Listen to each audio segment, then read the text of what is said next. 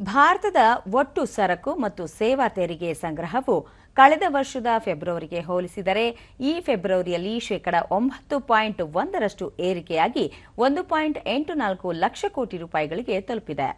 ಫೆಬ್ರವರಿಯಲ್ಲಿ ಸತತ 12ನೇ ತಿಂಗಳು 1.7 ಲಕ್ಷ ಕೋಟಿ ರೂಪಾಯಿಗಳಿಗೂ ಹೆಚ್ಚು ಜಿಎಸ್ಟಿ ಸಂಗ್ರಹ ಮಾಡಲಾಗಿದೆ. 2024ರ ಫೆಬ್ರವರಿಯ ನಿವ್ವಳ ಜಿಎಸ್ಟಿ ಆದಾಯವು 1.68 ಲಕ್ಷ ಕೋಟಿ ರೂಪಾಯಿಯಷ್ಟಿತ್ತು.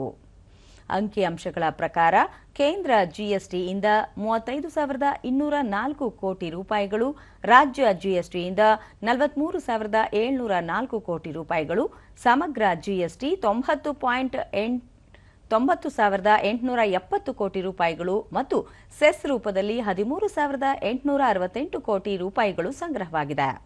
ಫೆಬ್ರವರಿಯಲ್ಲಿ ಒಟ್ಟು 20,889 ಕೋಟಿ ರೂಪಾಯಿಯ ಮರುಪಾವತಿ ಮಾಡಲಾಗಿದೆ. ಮರುಪಾವತಿಗಳನ್ನು ಕಡಿತಗೊಳಿಸಿದ ಬಳಿಕ ಫೆಬ್ರವರಿಯಲ್ಲಿ ನಿವ್ವಳ ಜಿಎಸ್ಟಿ ಸಂಗ್ರಹವು ಶೇಕಡಾ 8.1ರಷ್ಟು ಏರಿಕೆಯಾಗಿ ಸುಮಾರು 1.63 ಲಕ್ಷ ಕೋಟಿ ರೂಪಾಯಿಗಳಿಗೆ ತಲುಪಿದೆ. ಒಟ್ಟು ಜಿಎಸ್ಟಿ ಆದಾಯವು ದೇಶೀಯ ಆದಾಯದಲ್ಲಿ ಶೇಕಡಾ 10.2ರಷ್ಟು ಏರಿಕೆಯಾಗಿ 1.42 ಲಕ್ಷ ಕೋಟಿ ರೂಪಾಯಿಗಳು ಮತ್ತು ಆಮದುಗಳಿಂದ ಬರುವ ಆದಾಯದಲ್ಲಿ ಶೇಕಡಾ 5.4ರಷ್ಟು ಏರಿಕೆಯಾಗಿ 41,702 ಕೋಟಿ ರೂಪಾಯಿಗಳಿಗೆ ತಲುಪಿದೆ. ಇನ್ನು ಕರ್ನಾಟಕದಲ್ಲಿ ಜಿಎಸ್ಟಿ ಸಂಗ್ರಹವು ಶೇಕಡಾ 10ರಿಂದ ಶೇಕಡಾ 20ರಷ್ಟು ಏರಿಕೆಯಾಗಿದೆ ಎಂದು ವಿಶ್ಲೇಷಿಸಲಾಗಿದೆ.